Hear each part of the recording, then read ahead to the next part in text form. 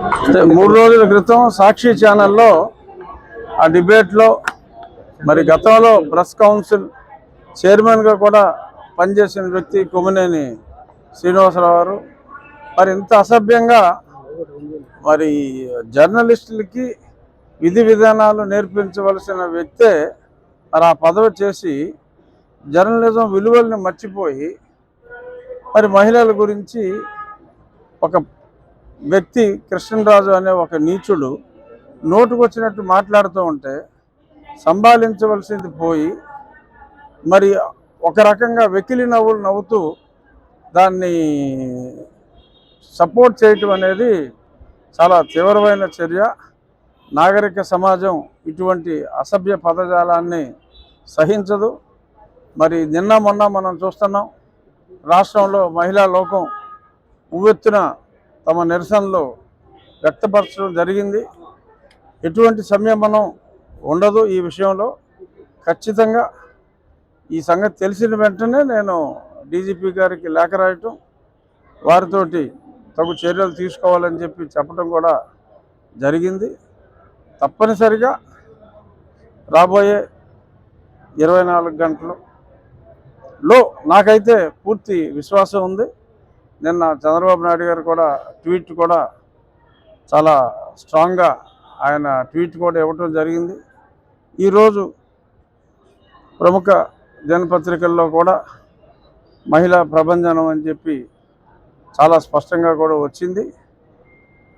ఎట్టి పరిస్థితుల్లోనూ ఎటువంటి కాలయాపన లేకుండా ప్రభుత్వం చర్యలు తప్పనిసరిగా తీసుకుంటుంది. అందులో ఎటువంటి సందేహం లేదు. మొత్తం వాళ్ళ యొక్క ఆ విష ప్రవృత్తి అమరావతి మీద ముందు నుంచి వాళ్ళు ఏ రకంగా విషం చిమ్ముతున్నారో అదే రకంగా మొన్న కూడా మరీ నీచంగా మాట్లాడటం జరిగింది. గతంలో మాట్లాడిన దానికన్నా పరాకాష్ఠకి చేరింది. మరి దారుణంగా బుద్ధి చెప్పిన తర్వాత కూడా ఈ రకంగా ఆ మాట్లాడటం అనేది సరే, అది పోగాలం దాపురించిన వాళ్ళు మరి అలా చేసినట్టుగా అనుకోవాలి. ఎవరైనా తప్పు చేసిన వాళ్ళని ఈ రకంగా ఎంత దారుణంగా ఒక రాజధాని ప్రాంతాన్ని, ఈ ప్రాంతంలో నివసిస్తున్న ప్రజల్ని, పైగా వాళ్ళు కూడా అక్కడే నివసిస్తూ ఈ రకంగా మాట్లాడటం అన్నది అత్యంత హేనీయమైన చర్య. ప్రతి చర్య తప్పనిసరిగా ఉంటుంది. అది ఖచ్చితంగా మరి ఏదో తాళాలు వేసుకుని పారిపోయారంట, డెఫినెట్గా వాళ్ళు దొరుకుతారు.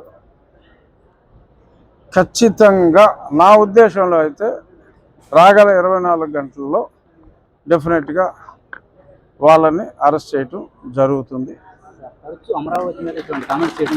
కోసం యాక్ట్ అని కాదు, బట్ డెఫినెట్గా మాట్లాడినట్టు మరి తీవ్రమైన చర్యలు తీసుకోవాలి.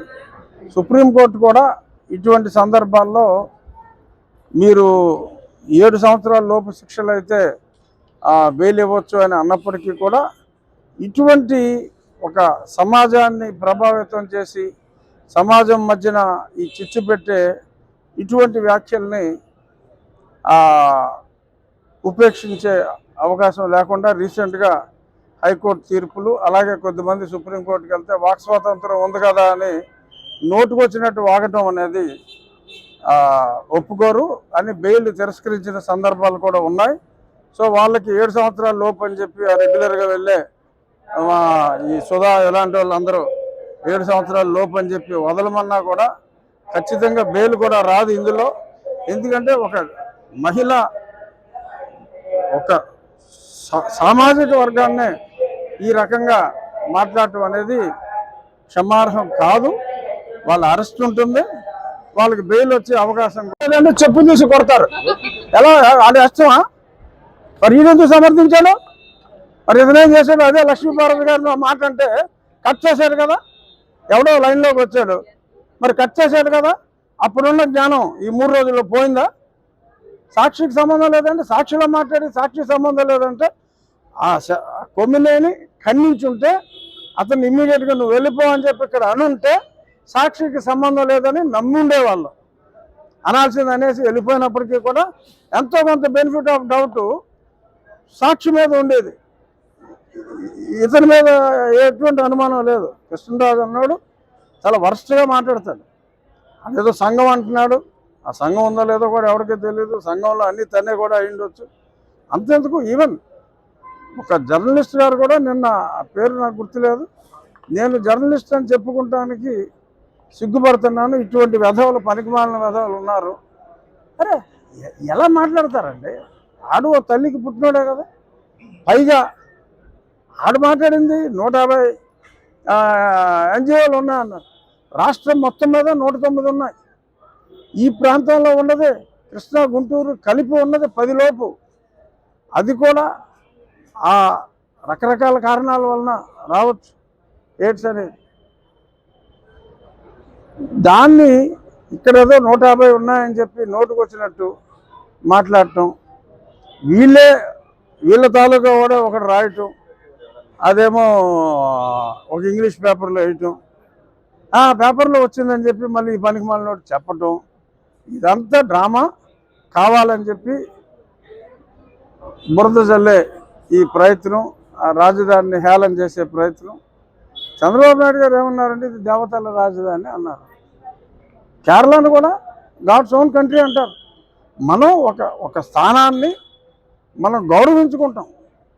మనకున్న రాజధానిగా నిర్ణయించుకున్న భూమిని, ఇది ఒకప్పుడు కర్మభూమి, ఎంతోమంది రాజులు శాతవాహనులు పరిపాలించారు, దేవతల రాజధానికి కూడా ఇదే పేరు.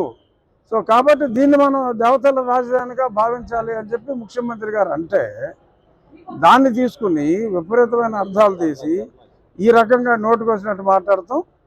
ఒక మహిళా సమాజమే కాదు, సభ్య సమాజం కూడా దీన్ని సహించేది లేదు. వాళ్ళకి తప్పకుండా శిక్ష 24 గంటల్లోనే వాళ్ళు అరెస్ట్ చేయబడతారు అనేది నా ప్రగాఢ విశ్వాసం. అత్యాచారాలు పెరిగిపోయినటువంటిది ఏదో కామెంట్ చేశారు, ప్రభుత్వం ఎక్కడ స్పందించలేదు. ఇదే మహిళల మీద కామెంట్ చేస్తే మాత్రం స్పందించలేదు అంటే ఏమో దీని మీద కూడా స్పందించండి, అరెస్ట్ చేయండి అని చెప్తున్నారేమో జగన్మోహన్ రెడ్డి. తొందరగా వీళ్ళిద్దరిని వేసేయండి అని చెప్తున్నాడేమో, చూద్దాం. ఆయన కోరిక తీరుద్దాం. అంటే ఇప్పుడు సాక్షిలో ఉన్న కొమ్మినేని మీద అయితే చర్యలు ఉంటాయండి. కొమ్మినేని నన్ను సాక్షియే ప్రోత్సహించింది ఇలా మాట్లాడమని అంటే సాక్షి మీద కూడా ఉంటుంది. లేదంటే మరి కొమ్మినేనితో ఆగొచ్చు. ఇది నా అంతరాత్మ ప్రబోధం అని చెప్పాడు అనుకోండి. ఇంకా వేరే ఆత్మల ప్రబోధం అంటే చర్యలు ఉంటాయి డెఫినెట్గా. Thank you.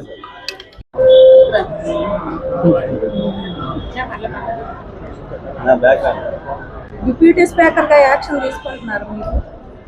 నేను ఆల్రెడీ లెటర్ రాసాం. 2 రోజుల్లో మీకు చూడండి తెలుస్తుంది. నేను అధికారులతో కూడా మాట్లాడా. డెఫినెట్గా యాక్షన్ ఉంటుంది. యాక్షన్ అంటే అరెస్ట్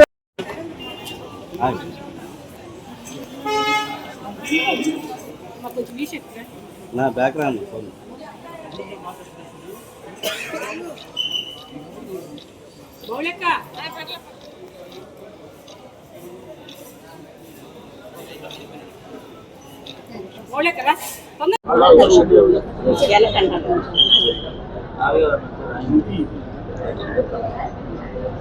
బావా నేను ఇట్లా ఒక ఫోటోకి రా, నేను వెళ్ళిపోతారా తను లేదు ఫోటోలు సార్. ఒక్క నిమిషం తను ఉంచమ్మా.